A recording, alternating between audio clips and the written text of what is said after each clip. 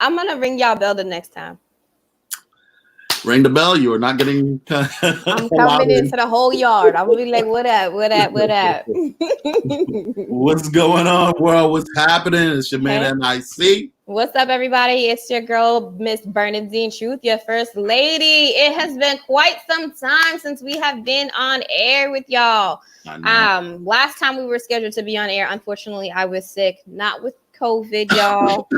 No, not with COVID.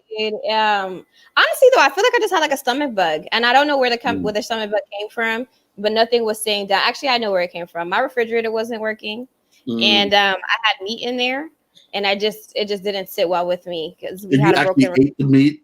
That was. So I thought the refrigerator door wasn't closing, wasn't going to be the end of the world. So I had like food in there overnight, and then I ate it, and within hours, it wasn't doing what it needed to do. Like, I know we're in desperate times now, but don't. I wasn't. I honestly, I didn't even know the fridge. I didn't even know the fact that the refrigerator wasn't closing was going to make that much of an impact on the food that was in the refrigerator. Like if this side of the refrigerator was sweating and everything, but I still was just like, it'll be fine. It'll be fine. My body, however, said otherwise, and I was gone for like a day and a half. So. I've learned my lesson since. So we have a new refrigerator now. Okay. I was about to say. No, so it's fine now. But that's why I was like, no, it really wasn't COVID. It was okay. No, you just said life was happening. Like when you text us, it was like, I was out the day before and now I'm sick. I'm like, right. I know. I mean, you're right. But it wasn't it like that's why I was like, no, this is not even related. So I was like, I promise. No. But anyway, that's been my COVID news as far as like life happening. But I'm good. I'm happy. I'm healthy. A lot of transitions that are taking place. So I'm so excited about that. I'm not going to be sharing anything with y'all until the fall. So stay tuned for our September episode, probably. Like I'm not gonna share anything. I mean, because I got an announcement coming up. I got a couple announcements coming up. So I'll be sharing it in September. And I see, how are you doing? I'm doing great. I'm doing real good. I cannot complain. Yeah. Things are great. Like life is good. Personal life, family, everybody's healthy. Family's expanding. Yeah, everybody's doing well. Staying in touch. I mean, I've gotten closer with my mother, which is a great thing. Too. Like she actually calls. It is not calling to yell at you. Or put in a request. Exactly. Even though before this episode, my mother called me talking about, did you take my coupons to Bed Bath and Beyond? I'm like, what? She was like, I had 2. And then while I'm on the phone with her, she's like, oh, I found them. And I said, this is why we don't. Yeah. This is why I just don't see much. That's been one of the good things with this COVID. I've actually gotten closer with my mother and everything like that. So yeah, I can't complain. Yeah. I'm working still, so thankful for that. Have a job and a career. My wife is still working. We're about to have a kid pretty soon. So I love every time you say that. I know. I'm like, why are you still getting excited about this? Because I'm like, I can't wait to hold this baby in 7 years when I can. Yeah, that's Shirley. That's my wife, and that's not with me. So no, seriously, I'm gonna be like Stefan. Like, can you get the baby, please? So I know you're gonna have to wait until she goes out of town and.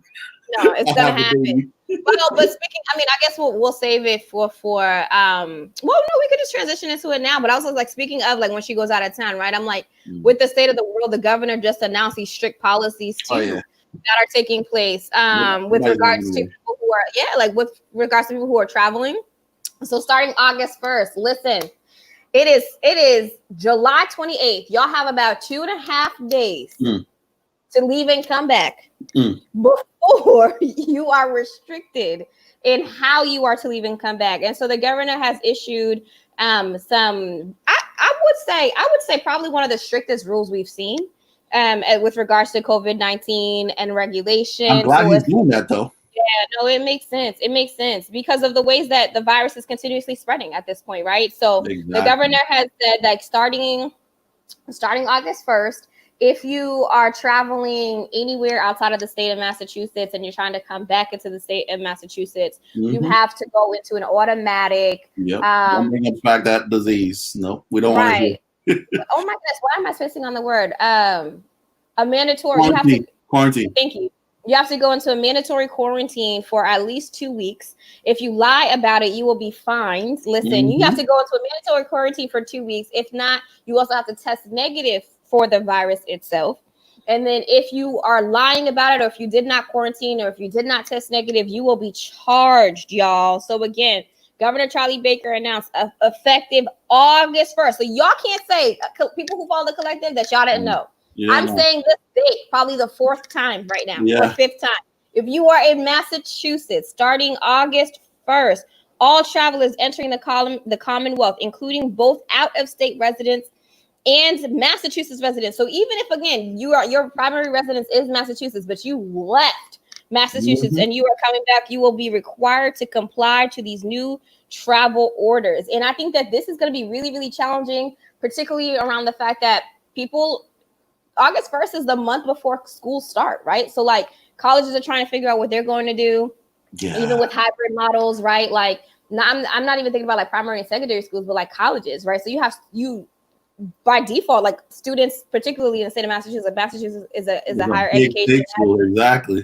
So they're putting in these rules and these regulations to really comply, because you have to come to campus, right? You have to come and live here. People have international. I don't see, because think about college dorms.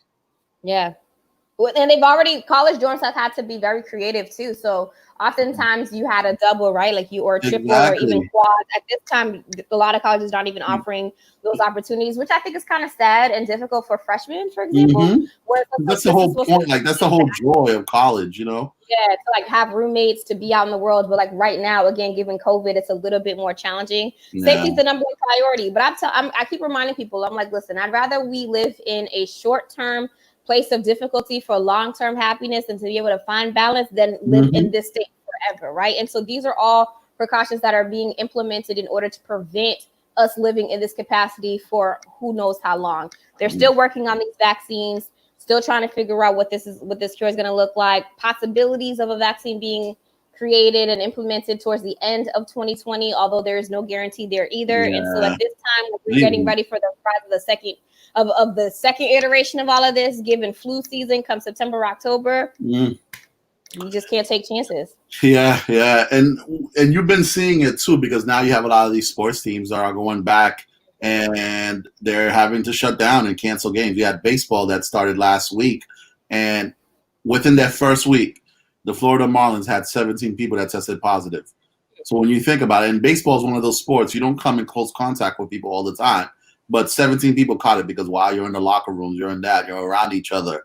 Basketball is supposed to be starting this week, and the NBA kicks off, Thursday, the 30th, and regular season starts on the 31st. They'll have more games. But at the same time, the NBA is doing it differently. They're doing it where everyone's kept in a certain bubble.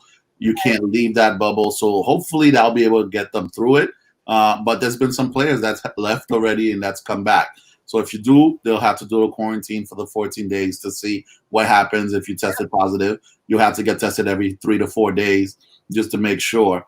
But it's like, I don't think there's going to be a normalcy anytime soon. No, I don't see it happening. I mean, the way I look at it too is just like there's not going to be any normalcy anytime soon, and I think that it's for the best, right? So, because even in these policies that are issued for Massachusetts, so it's not like if you're coming from any state you have to be tested. If you're coming from a state that's at lower risk of having the virus compared to Massachusetts, then like you don't necessarily have to be tested for something like that. But if you're coming from a place that's as equally contaminated or higher, right? Like anything below the Mason-Dixon, it's over. But again, it's for protection. It's for self-preservation. It's for our communities. And I think what really got me is that they're fining you, right? So you could be fined to up to $500 a day if you are not abiding by this travel order, which again makes sense. And as you're mentioning, and I see when it comes to sports, right? So yes, some people want to be able to watch their sports teams play. You want to be able to be competitive. You want to maybe even host like game watching nights, etc. But again, we have to keep ourselves safe. We have to keep ourselves protected. Exactly. It's bigger than just having fun, which is hard to say, even for me as an extrovert who always wants to be out and who has been out with her friends. But I have to wear my masks. I have to stay responsible. All the pictures I see, I don't see you with a mask, but you know, I ain't gonna say but that. that's probably for the photo, so I can be like, cheese. But I'm in those masks. I'm bike riding at protests with the mask on. How was the bike? I wish I had a bike. I would have went to it. Shout out to Spoke House. Amazing ride for racial justice that was taking place, a ride for Black Lives last weekend. I loved it. Bikes Not Bombs was also another sponsor. There were a number of amazing, phenomenal speakers that were present. And it was amazing to be able to ride my bike through the city for a good cause, right? So like you're riding for the importance of Black lives, talking about solidarity, reminding people too. And I think it was amazing that the speakers mentioned that riding the bike to stand in solidarity isn't really what solidarity looks like, right? It's just like if you're riding the bike and after you're done riding the bike, you're like, all right, well, I did my part. Like that's not it. Don't ever come back to another movement like this. Mm-hmm. It's about what it represents to physically be in a space together riding a bike, but it's more about the work that you do in your own communities. And so shout out to my supervisor who came out. I shared a flyer. I shared it on my social media. She saw it. She came through meeting some people. A lot of people in education were there. So shout out to BPS for doing a great job, I think, of people of hiring and having people who innately care about these issues. Mm-hmm. And just I was amazed and really happy to see the number of people from the city of Boston that were out too, and then riding around all the places that I used to hang out 4 or 5 months ago. And I was like, I can't even go inside you right now, but it was great. You know, so. I know I saw it. I was like, there's another one happening in August. I would have came through. No, I had something I was doing that day. But you can borrow bikes. You can borrow the blue. Oh, I didn't know that. I didn't know that. If you RCP, you can secure a bike, and then you use that bike, and then you just make sure you return it at the end of the bike ride. Oh, see, I didn't know that. I thought you had to bring your own bike and everything like that. No, you don't make it inclusive. It defeats the purpose when you're not inclusive. You know, and accessible to people. But that was cool. That's good. That's good. Yeah, because I had my whole flag and everything ready to go with my Black Lives Matter flag. You could give me that flag too. I could give you the flag. Actually, I might be able to give you when I finally got. I had ordered like 2 of them. Yeah. And yeah, because like everywhere I ordered them, they were talking about, oh, we don't have any. I had 4 of them get canceled on me. One I ordered in April. It came like the other day. I completely forgot about this. I'm not even kidding. Hold on, I gotta grab it, and it's the best one too. That's 3 months ago. I just have to count on my feet. I'm just like, wait, exactly. And it's a good one too. Like I really like it. It's the end of July, so that's like almost going into more. I know. I don't know if you can see it. Like I can. Oh, that's the one you're giving to me. Great. If you want, yeah, you can have this one. What? Wait, well, I gotta see all of them after the show. You gotta show me. No, it's just the other one's the same thing, but the other one's all in black. It doesn't have the heart in it. So this one has like the Black Lives Matter with the heart. Like that is so cool. Oh, but that's also wild that you got it like 4 months after the fact. I hope they refunded your money. No, they definitely didn't refund me. I thought it just got lost. So it was like, I was like, all right, maybe it got lost. And that's terrible customer service. I gotta be like, but it was overseas. It came from China and whatever. So I had to like spray it and everything just to make sure. But talking about that, we have actually our guest came on. Evening. So let me add the guest on to the show. Give me 1 second. So excited. Hello, beautiful people. How are you? How are you? Ready. I'm rolling with some top-notch people today. I knew better. No, I'm so excited to have you. So NIC again just had you join in with all of us. So I'm really excited. For those of you who don't know, this is the part of our segment where we always highlight a celebrity guest, somebody from the greater Boston community who's doing phenomenal work. Oftentimes people know of them. Oftentimes people don't know of them, right? Mm-hmm. And so it's really providing a platform for folks to share their stories, share a bit about the work that they do, and to continue to unify millennials and others in our greater Boston area. So I'm so excited to introduce you all to Brandy Fluker Oakley, who grew up in both Dorchester and Mattapan. She is a proud graduate. Right. I mean, I was born in Mattapan. But anyway, don't be telling me off. She is a proud graduate of Boston Public Schools. I said it, BPS, y'all. Raised by a single mother from the segregated South, Brandy has a long-standing passion for social justice and organized her first protest in the 3rd grade. Never want to accept the status quo, Brandy has dedicated her career to advocacy, educational equity, and progressive causes. Upon graduating from Boston Latin School, she attended Syracuse University. Brandy is a member of the Baltimore Teachers Union, taught 3rd grade before attending law school at Emory University. She became a public defender with the Committee for Public Counsel Services in the Boston Municipal and Chelsea District Courts. While zealously representing clients, Brandy witnessed firsthand systemic inequities and how those who are not served well by our public school system are served, those who are not served well by our public school system and are served well by our are served well by our criminal justice system, which is very, very sad. This observation launched her career into policy and political advocacy. Brandy believes in the power of democracy and that communities are more than capable of identifying solutions to address their most pressing needs and challenges. Brandy formerly served as a member of the Mattahunt Community Advisory Board and was active in Mattapan United. She is the founder and president of Delighting in God Ministries, DIG, and a faithful member of her church, is a member of the Dorchester YMCA, a practicing attorney, and an active member of Alpha Kappa Alpha Sorority Incorporated. Brandy, sis, you do so much. So excited to have you. So, Brandy, say hello to our amazing audience. Say hello to everyone. Oh, hello, everyone. Good evening. Happy Tuesday. Thank you both for having me, and I'm so excited to share with y'all today. Absolutely. We're definitely happy to have you. Right. I'm like listening to this bio and all that you do too. You've accomplished so much. And you've seen quite a bit, I'd say, of our world and of our Black and brown community. So I think that level of perspective is really important too. And I would imagine only adds to the insight that you're able to have and the insight that you're going to be able to share with us today. Yeah. And I see, take some questions. Yeah. So, Brandy, I know you said that you grew up in a single family home. You were raised by your mom. How has that affected your point of views today, especially that now that you're running?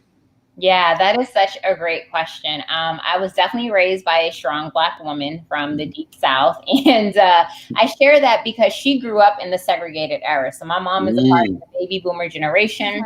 She went to the colored high school. I spent all of my summers down at my grandparents' farm, and she would point to me, oh, that's my entrance I had to go to the doctor's office. That's the line I had to go in to get my ice cream. You know, I couldn't go inside the parlor in that Alabama heat. She said it would just run down her hands. You try to eat it before, like that. Those are the stories my mother shared with me, and not in an effort to make me angry at the world, but to realize how far we've come and how much further we still have to go. And so I was always grateful for my mom, for her transparency, for the love she poured into me. She was a model of self-sacrifice. Like, I really don't remember my mom like balling out, going on shopping sprees, because she made sure I was taken care of and had what I needed. And so I've just always been humbled by her servant leadership to me as her only child, and also in the community. And it's just the bare minimum I can do to pay it forward and make sure I'm serving my community as well.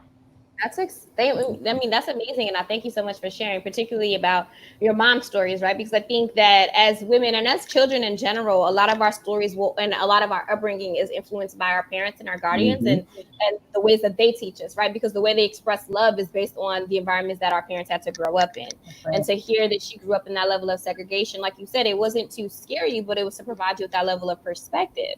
So with that being said, one of the things I didn't get to mention in your bio is that you're also running for state rep currently, right? Yes. And so why state rep? And like, how has that become a leading focus for you, given all that you do, from being an educator to working as a public defender to still being a practicing attorney now, and now state rep? So where did that come from? What inspired it?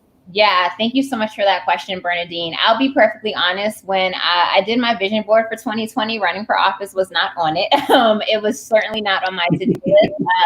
When this opportunity presented itself, I am a person of faith. So the first thing I did was pray about it, and I sought wise counsel. And through those conversations, what kept coming back to me is that everything I've done has primed me for this opportunity. And so I know you shared some of my bio, but if I could just tell a couple of stories that really got me to course. So when I went off to college at Syracuse, I was majoring in social work, and I was really drawn to the macro, meso, systems, organizational level change of the profession. And I knew that's where I wanted to make change. So I added public policy. And whenever you add public policy, you have to pick an issue that you care about.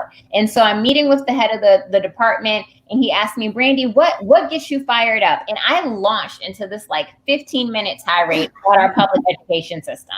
I talked about how, going to Boston Latin School, we started with a class of 450 students, graduated 315. Overwhelmingly, the students who were left behind looks like you. You know what I mean? I talked about my other friends at BPS schools who we had the same textbooks but weren't doing the same things with the curriculum. I shared stories about my friends in the METCO system, some of whom got a quality education, others of whom faced a lot of racial injustice and disparity in their experience. And I said, it's just unfair. Like, we're all children, we're all kids, we all deserve the best. Said, great, you're going to do my major. You should focus on urban education, and the rest was history. And for me, I knew that if I was going to make education policy, I wanted classroom experience because it impacts teachers and students the most, whatever is decided by the powers that be. And that's what led me to go into the classroom, which in all transparency is the hardest job still that I've ever done to this day. And I think for everyone who has had their little ones home with them during this COVID-19 pandemic, they truly understand the role of teachers and educators in their child's lives. And I learned so much from my students, and I just saw firsthand how the deck is stacked up against them from the day they enter this earth. I had this one student who entered my 3rd grade classroom reading on a kindergarten level. And so I tried to get services for that student, try to find some support and intervention. He was ultimately tested, and his test score said he was 1.5 grade levels behind. I said, great, what are we going to do? So what's the plan? How are we going to help him? And they said, oh no, he has to be 2 grade levels behind before we can meaningfully intervene. I was like, what? I said, wait a second. Right. Half a grade behind is a problem, let alone a whole 2 years. So we're going to wait till he gets further behind before we do something. And they were like, that's our law. That's our law. And that's what propelled me to go to law school. I had to understand the system to figure out how I could be a better advocate to serve my community. And that's what propelled me to leave the classroom. I went to law school. My 3L year, I was in a juvenile defender clinic, and I saw firsthand the linkage between the school to prison pipeline. So many of my juvenile students had gotten into the system because of school-based infractions. And I said, this is not okay. And then I became a public defender here in the city and just saw my clients, so many of whom were brilliant. And I just thought, man, if you just had someone help you channel your potential in a different way, you probably wouldn't be my client. And out of the lives of all of my clients, but 2 of them had left the education system way before 12th grade. One had his GED at the time of his alleged charges. The other was in college at the time of her alleged charges. Everyone else, oh, I only made it to 4th grade. Oh, I made it to 7th grade, 8th grade. They had left our education system long before. And I felt like education was a part of the root cause. And instead of seeing the racial disparities in court as well, where you have 2 defendants accused of the exact same crime, same modus operandi, similar criminal history, who gets the harsher charges, who gets the stricter penalty? The Black and brown ones. And like, that is not just my observed life. There is data and research about that in our courts here in Massachusetts. And it was like, nope, I don't even want y'all to have a pipeline to start with. How about that? So I left the practice of law, at least the traditional practice of law. And I dedicated my career to education advocacy and issues supporting our youth. And I've been doing that advocacy work both at City Hall and at the State House. And I want to take everything that I've learned as an advocate, all my abilities to partner and collaborate with organizations that are like-minded and not like-minded, but we can get to a common goal in order to make change in my community so we can all thrive together. So that's my 2024 loop. And here I am. I love it. And NIC would know this too, because everything you said, I'm like, I think I say this like maybe it's like, I feel like you and Bernadine got together before this. And not at all, but like, no, I'm telling you, I'm sitting here like, yeah. Because I talk to them all the time. I'm like, listen, this like achievement gaps, opportunity gaps. I work for BPS as well. And so I'm looking at all of this and I'm like, our infrastructures in education is ridiculous when it comes, and BPS is doing work, right? Like, we're trying and we're working at it, but we have like, I mean, you were a teacher in Baltimore, and I'm like, Baltimore is its own world. And I'm like, listen, Boston struggles. Baltimore is different. Chicago is different. Detroit is different. And I'm like, these are still, again, disproportionately targeting our Black and brown population. And so the school to prison pipeline system, I mean, third grade sets up whether or not you're actually going to have a prison cell that's set up for you. And then people reactions to really supporting our Black and brown population are to create school systems that treat our students like prisoners. And I'm like, that's not really the way that we combat that either, right? So like all of our school systems need to be able to educate our kids. And I'm not here for the charter school or public school debate, but I am here to say that regardless of where you decide to put your child, whether it's public school, charter school, METCO programs, et cetera, everyone's supposed to have the same, like a same quality of education, private school, whatever. Right. And so like you went to Boston Latin, which is our exam school, which also has its own privileges. And I love that you mentioned that even in that school, the amount of data that talks about how many Black and brown students enter Boston Latin or Boston Latin Academy or even O'Brien, and the amount of Black and brown students that graduate from there, those numbers are significantly different. And then you unpack like not only whether or not they graduate, but then what colleges do they go to from graduating, right? After graduating from that particular school. And so it's again, like these racial inequities, the systemic level of oppression really really demonstrates itself, I think, in various aspects of our lives. And the fact that it starts with our children, like you said, like you're here publicly defending them when they're older, right? But I'm like, the whole point is, to me, it's just like, but we don't need public defenders, because once we like, not that that's not an important role, it is entirely important. But what I'm saying is like the goal is to not have people in these positions that have to defend these children, right? And I was talking to one of my supervisors who was just like, he was also in the route of being a public defender, or he was a public defender. And when he said that his wins were decreasing the amount of sentencing for children, like, and that was a win for him. So not even that they're not even being incarcerated, but that maybe they're not going to be incarcerated for 6 years, maybe it's 6 months, maybe it's 2 years, maybe it's 1 year. Like that's considered a win to me, breaks my heart, because truth be told, children are having to pay the price from the mistakes of adults, and that's not cool. But anyway, that's my tangent. I love it. So I mean, I guess we're gonna like, let's do the work. You know what I mean? Talk the talk, but walk the walk too. So thank you. And I see, go for it. I'm gonna go crazy on this. I know. Let's education. This is what I deal with all the time. So staying a little bit, and I know we spoke about education. That's a big thing, but with the education part, that leads to, like you're saying, a lot of kids being, going to court or anything like that, not having the right support. So I know also criminal justice is a big thing for you. So what are your plans to help with the 12th district in this regard on criminal justice and how we can help the people?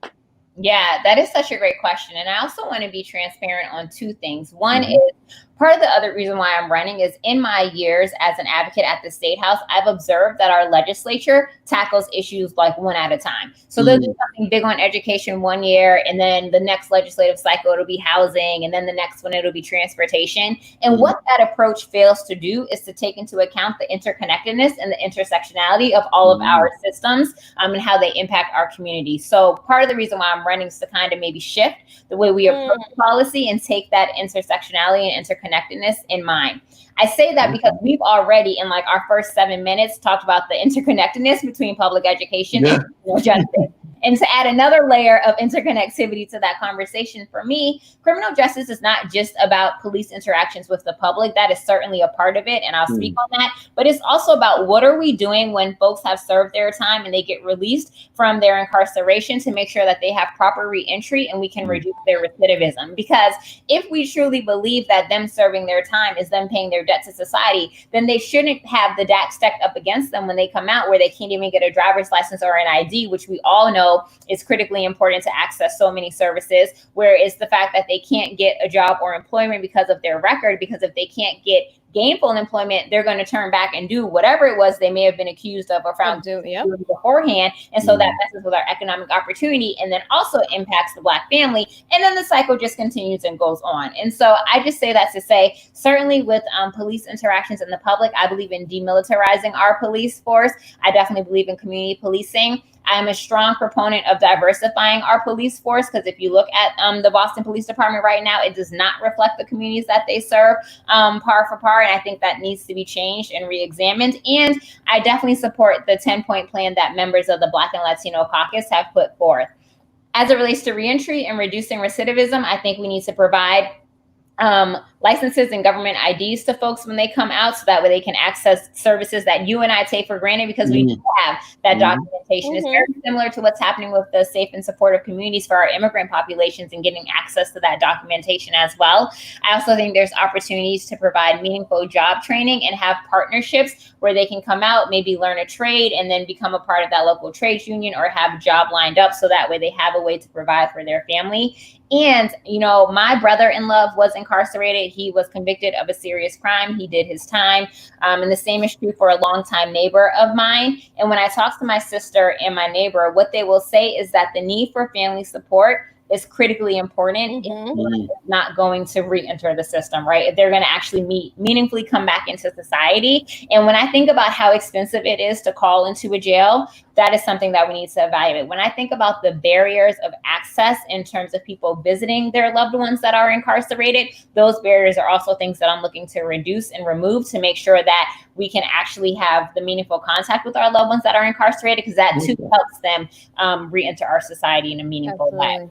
Absolutely. Definitely. Like the I've gone to visits and everything in the prison, and it's like, I don't know. It's like I'm applying to become, you know, a federal agent or something like that. Everything that you go through. So I definitely can agree with you on that. So that's very big. I like that. Absolutely. Thank you so much too for highlighting the intersectionalities of the work that we're doing. Right. So it's not just about advocating for education, but recognizing that they all intersect, right? So when we talk about, I think one of the other elements that we want to bring into this conversation is mental health, right? So it's like, and then as we've seen, because of COVID, you have food scarcity, you have domestic violence rates increasing, divorce rates are increasing, right? And so even how we check in on one another as human beings, our systems and our infrastructures need a lot of work and a lot of help, because when we're all locked indoors, who is checking on whom, right? And like who's losing in these spaces. And it's hard where our prison cells are not necessarily always in the prison walls, but also on our streets. So thank you so much.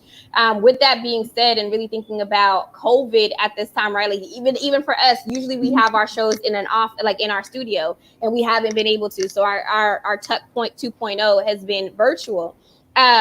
How has it been campaigning during a virus, like during a pandemic? Because I not walking around. I cannot. Yeah, I'm like you're not door knocking. I mean, I don't know. I mean, I can't make assumptions.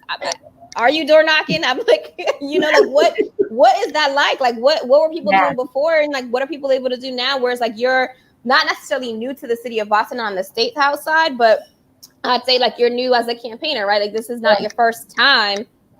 I mean, this is your first time running. And so like talk to us. Your instincts are spot on. So, in traditional times, you'd be able to go door to door, you shake hands, you get to talk to people, hear their stories, share more stories. All of that, events like in-person fundraisers, all of that, meet the candidate type things.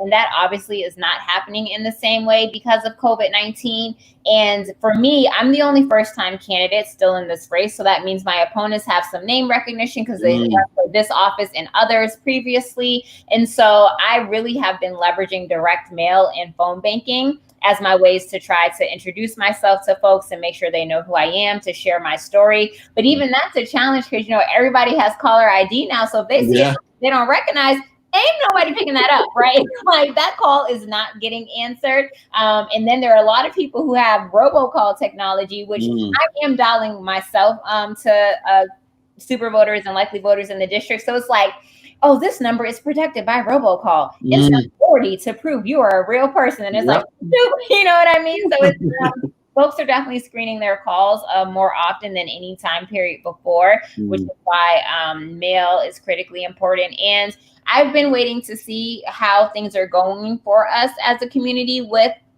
the reopening plan, because outside of East Boston, the highest zip codes that have COVID are right here in the 12th Suffolk, 02124, 02126, and 02136. And so I'm very mindful that I don't want to do anything to jeopardize the health of my fellow neighbor or community member, or certainly not myself or any volunteers. And so I am not knocking on doors at this time, just because I want to keep all of us safe and healthy. And I'm just going to hope that the creative methods I've been employing actually reach who it is needs to be reached.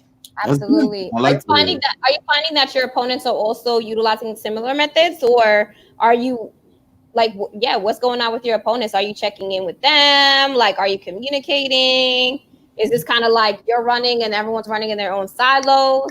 Yeah, that's pretty much training on how to run during COVID. I mean, I'm just sitting here like, how does one run? How does one fundraise? Like, fundraising is also essential because you need to be able to fund a minimum number of dollars even to even have your name be considered, which, you know, like you're doing a good job at. But how do we keep you going? How do we keep you active? Yeah, no, those are such great questions. So I'll see my opponents in a lot of virtual community meetings. Many civic associations and other community orgs did host like Zoom calls for them to still do the business of the neighborhood. So I've seen my opponents there. Some of the best advice, there were two pieces of great advice I got early on in this campaign. One is, Brandy, you are not running against your opponents. You're running against you. Like, you are trying to you and be your best self. So as soon as I got that advice, I kind of tried to tune out the noise of what my opponents are doing or not doing, because it's not about what they're doing. It's about what I'm doing in this race. The other key piece of advice that I received and I've held on to is, you're not going to be able to please everybody, but as long as you are authentic to yourself, people will respect that even if they don't agree with your position. And so I've just tried to run this race as my authentic self, take it or leave it. And when I'm able to connect with people, I think they're really receptive to who I am. Fundraising has been interesting in this time period, for sure, mainly because, you know, households have been impacted by, you know, the economy and everything that's happening with COVID-19 in particular. The other thing is, in our community, and talking about the Black community in particular, we and Black and brown communities, we often are told about the power of our vote. We're not taught about the power of dollars in elections and what that actually translates to. And so what that means is, you know, when you're researching who are the folks that are likely to give to political candidates, more often than not, they don't look like you and me. So there's also this like education component that I think we have missed out on over generations, about even if it's like a $1 or a $5 donation to someone's campaign, that goes a really long way, because I had no idea how expensive it is to run a campaign until I got into this. Absolutely. Wow. Thank you so much. I love that. We have to educate on the power of dollars during elections. Yeah, that makes a lot of sense, because the dollars will help you win. Right. Especially, but it's like we're taught to not trust politics, right, and politicians. But then we have a number of people of color who are running for office, which is phenomenal. But then you're like, because of the people who don't look like us, then we also have to kind of lean towards what their agendas are too, because they funded us, right? So it's the whole concept of politicking in politics. That's right. So, absolutely. Go ahead, and I see. Another part I wanted to go that's interconnected, going from the education to the criminal justice, is on a police topic. So I know you are for defunding the police. What does that look like for you, and why do you believe this will help make our communities better? Yeah, I appreciate the question. And I want to clarify. When I hear defund the police, my first question is, what does that mean? And when I heard that slogan being proffered, I was like, okay, like, I want to understand, what does the community want to happen with police? And I actually reached out to a couple of community leaders here, like, can we organize a forum? And everyone was like, COVID, it'll be a little difficult, even virtually, to try to get people on. Because what I know to be true is, oftentimes there's a few loud people who will come up with a great slogan, but then there's the rest of the community that's trying to make sense of it. And even if phone banking to people across the community, they're like, Brandy, what does defund the police mean? And I'm like, well, I know there have been some less than ideal interactions with police in Black and brown communities. I know there's been some question around police usage of overtime. And so I think folks are wanting to make sure that whatever tax dollars are used in the best way to support community. I personally would just want more information on it, but I can say, and I'm very clear, that I do support making sure our tax dollars actually go to community programs and things that will improve our community directly. I'll be honest, I think the House side released their updated criminal justice bill, and the Senate had passed theirs last week, and now it's going to conference committee because they weren't the exact same bills to iron it out. And I saw that in the House version of the bill, they put in there that the taxes from cannabis would go to fund police equity, or fund the police equity training. And I was like, considering the war on drugs pretty much decimated the Black and brown family and communities, I'm not sure we want our cannabis tax dollars that go to that brown lives are being locked up for to go to the police. And then take a state like Colorado with their taxes from cannabis, it goes to education and transportation. And so those are the types of critical conversations I want to have, is when we look at our budget overall as a state, are we actually putting our resources behind the values that we claim to espouse? Because if we're not doing that, then I do think we need to look at all of our government funding and make sure that we're making sure that we're putting it where it belongs, which is directly into communities and services. Absolutely. And I appreciate you highlighting that too, right? So it's not just about jumping on the bandwagon of a popular hashtag or a statement where it's just like defund, but it's just like, what does it mean? Who's coming together to determine what the list of demands are and like, what is that going to look like? But really your point that you made where it's not just about defunding the police, but there are like other issues too, right? So it's not just the police. I'd say the police is like one of the elements of what we need to focus on. But as we start off this conversation, right, we have healthcare, we have our school to prison pipeline system, education, access, resources, communication, running a campaign, even in understanding politics, all of that. But if you could summarize or maybe pick your 3 to 5 top points or goals, like what would you say needs to be done in the city of Boston to truly make it better, to really make it more inclusive, to really recognize and celebrate diversity, right? So oftentimes we talk about how Boston is very diverse, but very segregated, right? And we see that take place based on professions, based on geographical location. When we talk about even the highest cases of COVID, particular zip codes have a particular number of racial representation in them, right? So Dorchester is very diverse, but not every zip code in Dorchester has a predominantly Black and brown population. Some of our zip codes have more white people than anything else. And so those zip codes aren't impacted by COVID the same way. So how can we make Boston better? Yeah. Oh, that's such a great question. And there certainly is no silver bullet, right? Like there's not just one magical thing that'll make us a better integrated city. A few things though come to mind readily. And I think part of it is actually reconciling our history and owning up to it. So I was born in Dorchester after Brigham and Women's Hospital. They brought me home to Cobbin Square because they owned a house. My parents owned a house on School Street. And then right before my second birthday, my mom bought the house here in Mattapan. And when I drive through Lower Mills with her, like when I was in high school and stuff like that, I'd say, "Oh, mommy, why didn't you buy a house over here? It's literally like a mile away." I'm sure it wasn't a matter of affording it. And she said, "Oh, no one showed me houses over here." You have to remember, this is 1985, right? So there is no internet. You know what I'm saying? You can't like Google, "Oh, which area do I want to live?" You're actually trusting your real estate professionals, right, to show you places that are within your price range. But what was happening at that time is real estate professionals were doing not only price range, but the type of community they thought the person might fit into. And so when we think about access to housing and the values that appreciate, when we think about how tax base for housing impacts how much we fund our public school system, when we think about the fact that folks were actually segregated intentionally by design in terms of where they were shown a house, unless they knew of someone who lived in that neighborhood and then they could proactively ask for that. We have to reconcile that history in a way that is meaningful. And I think we've had moments where it seems like we were headed in that right direction of reconciling our past, but then they were always fleeting. Certainly the marathon bombings and all the lives that were lost there was devastating and a tragedy. And we had the whole, one Boston strong. And then time went on and it kind of went back to business as usual in terms of not really thinking about how we can be our brother's keeper, our sister's keeper, or be a good neighbor to one another. And so I think we have to be honest with ourselves in our history and how our city got to be the way it is, because without confronting that and having that honest conversation, history is likely to repeat itself. And we're watching it repeat itself. We see it all the time. That's right. That's right. Yep. Absolutely. Thank you for that. Because again, what you're talking about is the redlining and the red zoning that takes place where we're intentionally segregating our folks and providing access to. And so when you also, I think one of the additional elements there is when you have 10 Black families looking to buy a home and you're all 10 of you are only shown 3 homes that you can purchase, right? That's 7 people who can't even purchase one. Yeah. Serving families that can't purchase them. Mind you, there are like 50 homes available, but you are only being shown the same 3, right? And so that impacts our access to. And again, going back to our school to prison pipeline system, the 2 ways that we can defeat a lot of our economic disparities is 1 through home ownership, right? And those liquid assets and building equity, but then also through our education. So again, we see them coincide there too. So thank you so much as far as like bringing us back to the level of honesty and being very clear about our racist infrastructures. Yeah, no, definitely. So besides, the homes and people doing that, one of the things that in our community that we have is a lot of business has been affected, especially by COVID.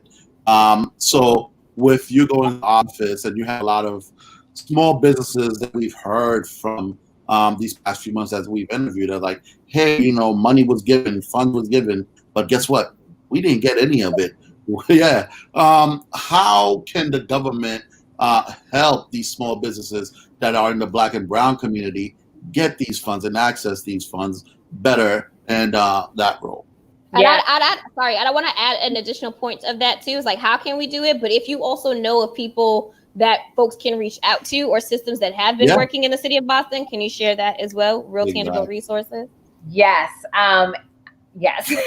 So that question is just so deep, because I remember when the city was rolling out the relief that they were providing to small businesses, and I remember trying to post and share or send them directly to like every Black-owned small business that I was aware of. But of course, two things happen. One is, by the time I would even get wind of it, and this is me as a regular person, right? Or me as a person running for office, the deadline would be like 36 to 48 hours away, right? So if you're someone who's trying to manage a small business, right? You're the proprietor of that small business. Your business has just been hit by a global pandemic. So now you're even strapped with less capacity to try to keep the business afloat. And then you hear about a government program that could be useful to you, but the publicity around that is so lackluster, for lack of a better word, or doesn't meet the aims of where you work day in and day out, that by the time you get wind of it, you literally have 24 hours or less to try to submit the application and turn it around. So odds are you're just going to be like, oh, forget it. I don't have time, because if I take the time away to fill this out, I'm going away from my business, which desperately needs me right now. And so the city of Boston certainly has resources available. I know Mayor Walsh just created the equity funds, and I think that it was in a response to exactly what y'all named, that there were dollars given out, but they were not given out to Black and Brown owned businesses. And so keeping a keen eye of, again, where are we spending our dollars? How can we make sure that these actually go back into Black and Brown businesses is important. I think there's an opportunity to do something similar at the state level as well for our Black and Brown business owners, and really just making sure that we're sharing things in a timely manner. And certainly government is an extremely large entity. Like, I'm not going to pretend like it's easy to run government or to be in a position of elected or appointed leadership. And I recognize that too often we want the people to come to us as opposed to meeting the people where they are. And so I'm always thinking about, how can we reimagine even the way we deliver constituent services, right? So let's say, obviously, we can try social media that reaches some people. You could try phone calls that reaches some people. You could try emails. But what would it look like to do a lit drop? Or what would it look like to have like a team captain for a certain neighborhood or for a certain section of small businesses, that whenever something becomes available, your team captain is Brandy, and Brandy's going to call you to tell you about these things. I think there's a way to be creative and reimagine how we're providing information to people so they can take advantage of it. Absolutely. I mean, almost not simplifying, but almost making what roles as far as like state representatives are like just even more local, right? So it's like having more of these like representatives, liaisons, if you will, that you can really tap into, because again, there's a lot that takes place. I mean, earlier you talked too about our local political system, and like how you even want to pass certain policies, being able to be the fact that we look at certain efforts like one effort at a time, one initiative at a time, is difficult, right? Because these are also not efforts that I bring up on Monday, we come up with a solution Thursday, we start implementing it the next Monday. This is like months of a conversation for one, right? And I'm like, there's only 12 months in a year, so what are we talking about? Like, and sometimes years on one topic, Yeah, so it's just like, okay, so we do a big pass, but it's just also like, if we're going to make a big pass for education in 2020, does that mean that we're not really implementing these changes or following through with these changes in 2024? Like, the agenda didn't change. It's just like we need to continue to create robust systems. But thank you so much. But on that note too, is having additional people for support. You are also an AKA, right? And so thinking about that prides itself on sisterhood and that level of solidarity in that space. Can you talk to us more about like what community and sisterhood looks like for you as a person, but also how does that translate into one's political career? Because I think the intersectionalities of personal and professional interests clearly are real for you.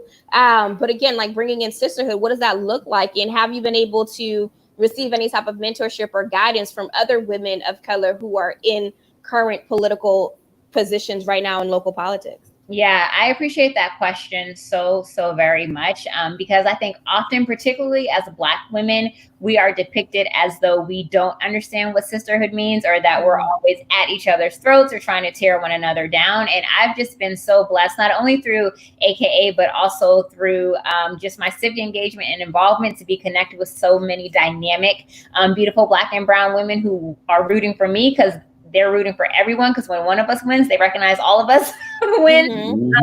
And that is a good thing. And, you know, Brandy, you were certainly in that number. I'm so grateful our paths connected, because when I see you, I'm always like, yes. Like, yeah, back at you, sis. I'm like, listen, we're all in this. And I think what's so important is, for me, I recognize that I am where I am because I had women of color pour into me every step of the way. I grew up in Concord Baptist Church back in the 80s and the 90s. And there was a woman who was born in Jamaica originally, but then grew up in New York City, went to college out in the West Coast. And then when she graduated college, she came to Boston. And so my mom kind of took her in because, you know, she didn't really have any family here. But what this woman did, and she was a member of Delta Sigma Theta, so one of yours, and she started a step squad at my church. It was like a step ministry. So I was stepping from 8th grade until senior year of high school with other young Black and brown women, and like really understanding sisterhood in that way, even before I made my choice to become a member of Alpha Kappa Alpha. And then even when I got to college, I didn't become a member of AKA until later in my collegiate journey. And so I had other friend bonds and sisterhoods that I met that sustained me and supported me. And so when I graduated college, I also wanted to give back to that. So I taught 3rd grade in Baltimore City, but I was at an elementary middle school. So what did I do? I became the cheerleading coach for the middle schoolers. So that way they could also see and have another, you know, Black woman pour into them and help them show what it means to be sisterhood and be cohesive. And so I've just only gotten to where I am in life because of the Black and brown women that have poured into me. And so I am honored to be able to pay that forward. And I've been grateful to folks who have engaged with me and had conversations with me about what it means to be a Black woman running for elected office, you know, in the city of Boston, because typically when we think of our city, we don't think of leadership that looks like us. And so I've been grateful for everyone who has had a conversation with me, even if it was just one conversation, and some who've had multiple conversations with me. I've had the privilege to have conversation with Counselor Andrea Campbell, to have conversation with Rep. Nika Elagardo, to have conversations with Rep. Liz Miranda, to have conversation with Rep. China Tyler, who did actually come out and endorse me in this race for my own bid of state representative. And so certainly I will continue to support into all those who come behind me, win or lose, because I recognize the value of sisterhood. And I'm always one to bust a statistic, right, and a stereotype. So if me leading and showing that we can all come together and support one another, and we don't have to put each other down,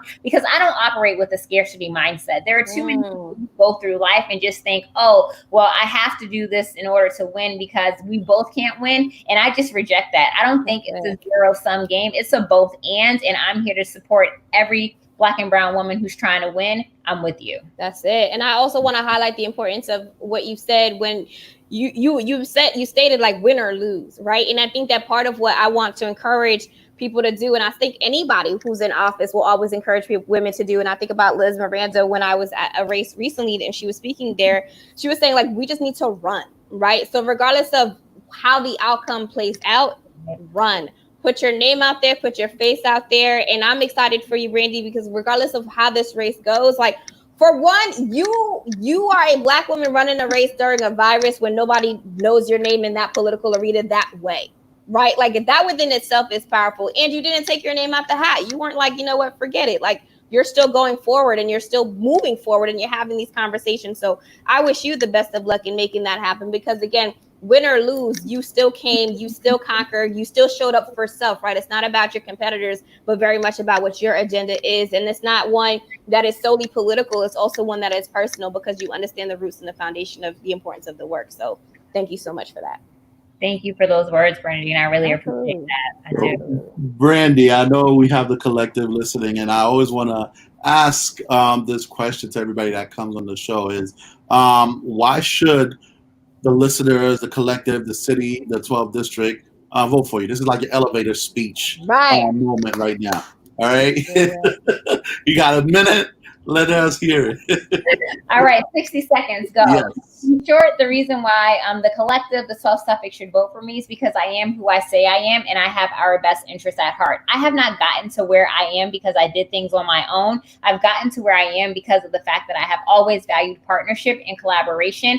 I approach things with tenacity, and I make sure that we get results. At the end of the day, we look around our community, we see how we have been decimated by COVID-19. We see, particularly for Mattapan, we have often been forgotten by the powers that be. And now is the time for us to strike. Now is the time for us to come together to make sure that we are actually advocating for what we need. And the only way we can do that is if we have a leader who understands how to operate across lines of difference, because that 200-member body at the State House has 13 people of color total. That means all the different types of people of color. There are 13 out of 200 in that building, and whoever has this seat has to have the ability to build relationships across lines of difference, to be strategic and thoughtful, and to really understand what it means to collaborate and partner. We can't have someone who's a bully. We can't have someone who's just going to say whatever it is that, you know, they think the person wants to hear. We need someone who can lead with authenticity and with truth, and will always be available to answer questions and have an honest conversation and dialogue. And I am that person. That's it. Talk about it. So when are we voting?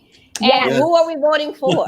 Yes, September 1st is election day, and vote Brandy Fluker Oakley. It has been a pleasure to be with y'all, and follow me. I'm on Instagram, Twitter, and Facebook, Team Brandy with a Y 617. And my website is electbrandy.com. Amazing. Well, thank you so much, Brandy. Ladies and gentlemen of the Collective Show, again, we have our Boston's own Brandy, who is running for state representative. Really, again, I think her campaign stands on so much, but what I've continued to hear is the importance of authenticity, the importance of really understanding the value of your foundation, where you come from, recognizing that there was so much work that was done in the past to really ensure that we have a more equitable world, but there's still so much more work to be done. And so she is not the voice solely for those who have, but for those who do not have, or who do not yet have. And that is very, very important for our communities and a fellow millennial, which I think is really important too. And so for us to be able to do this level of work and stand by each other is really impactful and influential. So again, BPS's own is not just about graduating from one of our schools and leaving,